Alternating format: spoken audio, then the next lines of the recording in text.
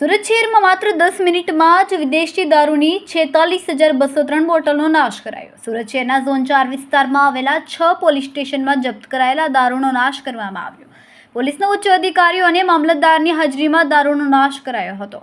દારૂબંધીના કાયદા બાદ પણ ગુજરાતભરમાં પોલીસ કરોડો રૂપિયાનો દારૂ જપ્ત કરે છે અને કેસ કરે છે. આ દારૂનો નાશ કરવામાં આવે છે. સુરત શહેરમાં ગેરકાયદેસર રીતે વિદેશી દારૂની ખેપ મારનાર, વેચાણ કરનાર લોકો પર કેસ કરીને દારૂ જપ્ત કરવામાં આવ્યો છે. આ વખતે ઝોન 4ના 6 પોલીસ મથકમાં જપ્ત કરવામાં આવેલા દારૂનો નાશ કરવામાં આવ્યો હતો.